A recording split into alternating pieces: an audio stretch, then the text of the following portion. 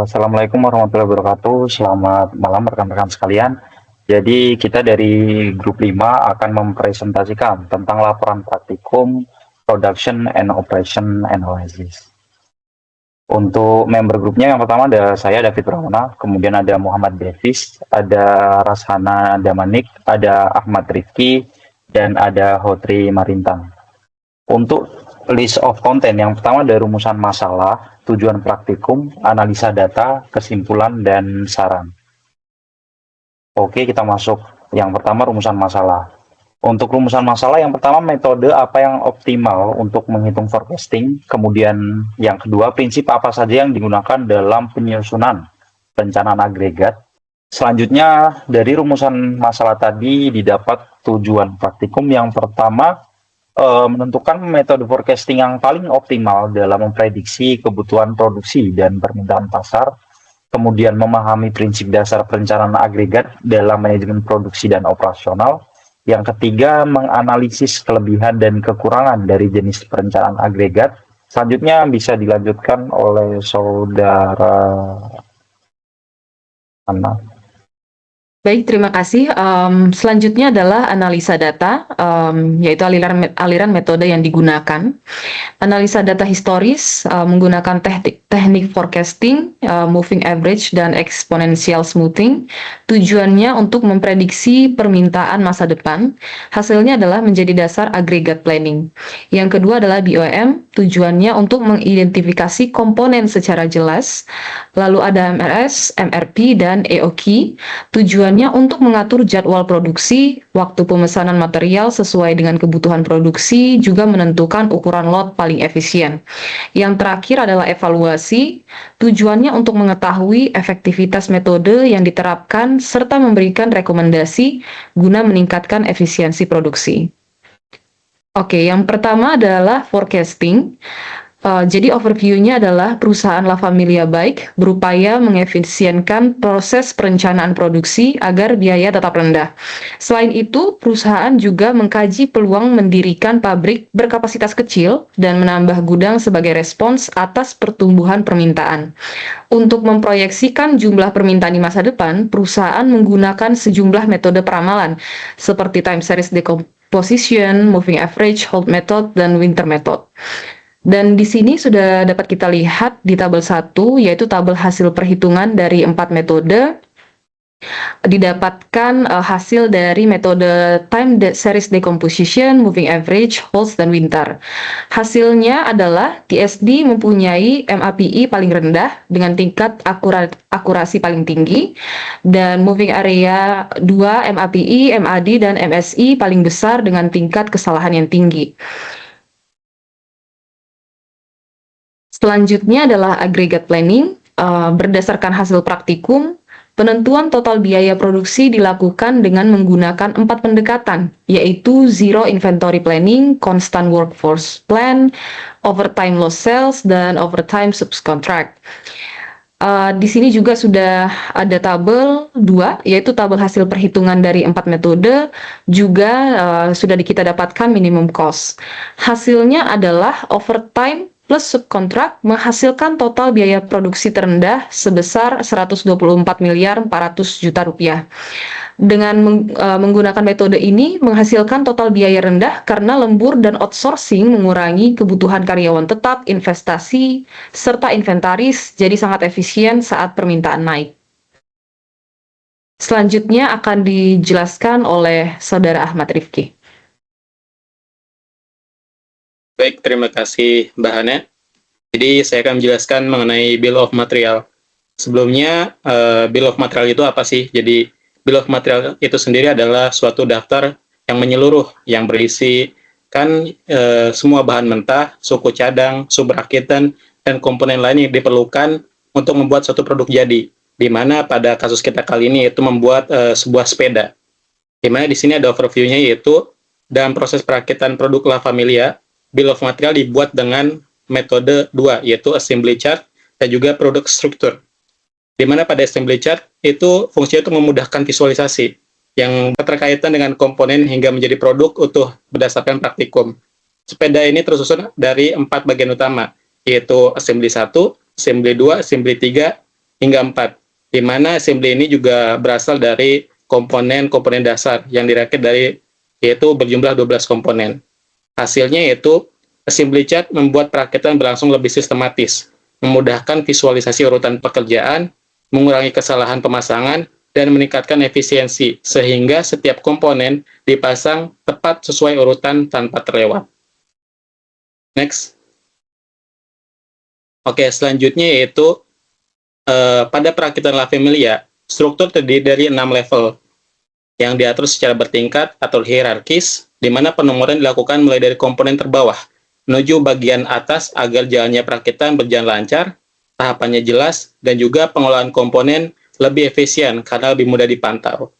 Di sini kita dapat melihat yaitu gambar dari produk struktur yang terdiri dari 6 level, di mana di setiap komponen ini kita dapat melihat urutan dari perakitannya dan juga kuantiti dari setiap komponen yang dibutuhkan pada perakitan sepeda ini, di mana seperti contohnya yaitu tire, di mana tire ini membutuhkan 2 komponen untuk membuat sebuah sepeda.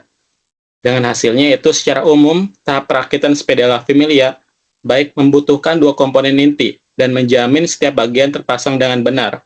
Hasil akhirnya itu sebuah produk sepeda yang memenuhi standar kualitas yang telah ditetapkan oleh perusahaan.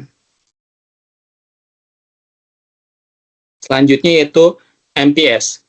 MPS atau Master Production Scheduling digunakan untuk merencanakan produksi dalam jangka waktu yang pendek, yang meliputi penjadwalan pembelian material, pelaksanaan produksi, pengaturan jam kerja karyawan, hingga pengoperasian mesin secara keseluruhan.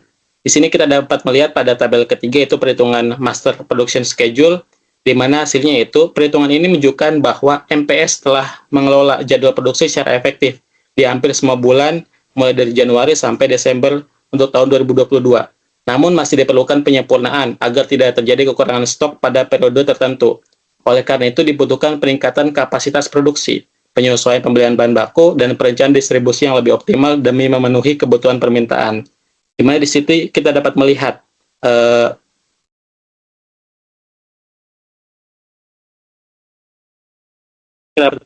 yaitu di bagian customer order di sini yaitu permintaan dari customer berapa untuk setiap per bulannya.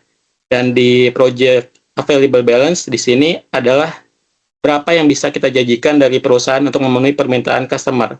Sementara available to promise yaitu hampir sama, berapa banyak yang bisa kita janjikan. Sementara untuk master schedule adalah jumlah jadi yang akan bisa kita produksi pada periode ini, yaitu dimulai dari bulan Januari sampai Desember 2022. Oke, next. Selanjutnya akan dijelaskan oleh Saudara Muhammad B. Hafiz. Untuk material requirement planning merupakan sistem yang digunakan untuk mengatur kebutuhan bahan baku dalam proses produksi. Dalam tahap perencanaan tersebut, tiap komponen produk diuraikan ke dalam beberapa tingkatan yang menggambarkan proses perakitan mulai dari bahan mentah hingga produk akhir. Seperti itu. Kalau dari sini dijelaskan untuk mulai dari bahan mentah, yaitu contohnya grip, basket, brake, tire, seperti itu. Lalu dilanjutkan proses subassembling, yaitu ada subassembling 1, 2, 3 hingga akhirnya proses finish, yaitu proses assembly 1, 2, dan 3. Lalu MRP adalah sistem yang menentukan untuk jumlah bahan baku dan waktu pengadaan untuk kelancaran produksi agar bisa tepat waktu. Lalu juga MPS dan MRP terintegrasi secara hierarkis, yaitu untuk mengatur jumlah produksi akhir dan kebutuhan bahan secara efisien pada setiap produksi. Seperti itu. Jadi di sini bisa disimpulkan bahwasanya tiap material itu sudah ada lead time-nya, seperti itu lead time produksinya, sehingga kita dapat menentukan terkait minimum order dalam kebutuhan suatu periode. Contohnya yang grip, yaitu minimum ordernya sebanyak 1.691 dengan lead time sebanyak 6 bulan. Lanjut. Lalu untuk load sizing berdasarkan praktikum modul 6 dengan kasus La Familia baik, penerapan metode load sizing pada permintaan pasti menunjukkan efisiensi pemesanan material dalam menekan biaya total produksi dan penyimpanan. Seperti itu. Lalu untuk metode Silver Mill Heuristic, part period balancing, list unit cost dan Wagner-Wittin menghasilkan pola pemesanan yang sama, yaitu setiap 6 bulan sekali dengan total biaya sebesar 2 juta. Dan untuk hasil perbandingannya menyatakan bahwa Wagner-Wittin memberikan biaya total terendah dengan mempertimbangkan seluruh horizon perencanaan secara menyeluruh dibandingkan dengan metode yang lainnya. Seperti itu. Lanjut, next. Lalu untuk Kanban, ini merupakan sistem pengelolaan, persediaan, dan produksi yang memanfaatkan kartu sinyal untuk mengatur, mengkoordinasikan, serta mengendalikan jalannya proses produksi. Mungkin bisa dilihat di sini, ada beberapa proses, yaitu mungkin yang paling atas, itu proses subassembling dari basket, grip, brake, dan tire, yang mana diketahui maksimum inventory atau penyimpanan pada proses tersebut sebanyak 12.606 pieces. Nah, ini didapatkan berdasarkan perhitungan yaitu total waktu lead time sebanyak 0,70 jam yang dikalikan dengan unitnya, lalu dijumlahkan dengan unit per hour-nya. Silakan Mbak Hotri melanjutkan, terima kasih. Baik, untuk operator scheduling ini fungsinya sebagai penjadwalan aktivitas operasional agar penggunaan waktu, tenaga, dan sumber dayanya yang lebih optimal. Metode ini memastikan proses produksi berlangsung secara efisien, mengurangi waktu tunggu, dan menekan biaya operasi secara keseluruhan. Contohnya ini ada hari kerja Senin sampai Minggu, di mana dibutuhkan beberapa orang operator per harinya, dan nanti akan diurutkan berdasarkan jadwal kerja, di mana jadwal kerjanya ini ada 7 tipe, X1, X2, X3, sampai X7. Yang warna kuning ini menunjukkan bahwa operator akan day off. Jadi nanti pada hari Senin itu, pada jam kerja X1 itu ada 9 orang, pada X4 ada 9 orang, X5 21 orang, X6 7 orang, pada X7 13 orang. Di mana totalnya itu ada 59 orang yang akan bekerja pada hari Senin. Begitu juga sampai dengan hari Minggu. Oke, selanjutnya.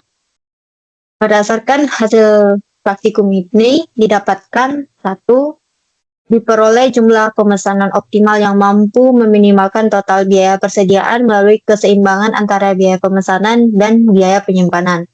Yang kedua, jumlah produksi optimal berhasil ditentukan agar biaya total produksi dan persediaan menjadi paling efisien sesuai dengan kapasitas dan kebutuhan permintaan.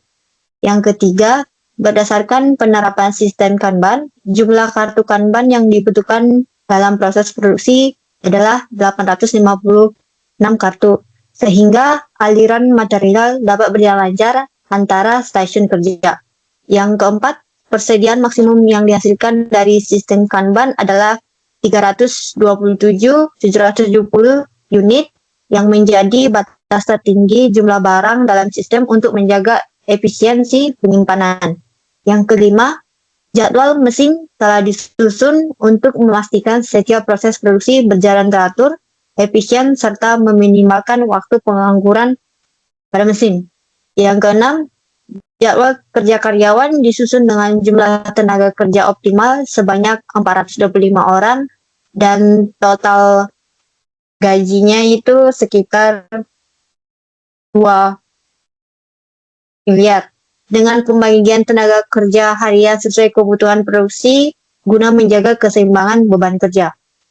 Berdasarkan hasil praktikum ini diperoleh kesimpulan secara keseluruhan bahwa analisis operasional di La Familia baik menyoroti penerapan metode perencanaan produksi guna meningkatkan efisiensi, akurasi peramalan, serta pengelolaan sumber daya pabrik berdasarkan hasil studi. Beberapa poin utamanya yaitu satu, metode peramalan time series decomposition terbukti memiliki tingkat kesalahan paling rendah sehingga memberikan prediksi paling akurat untuk permintaan. Yang kedua, overtime subcontract.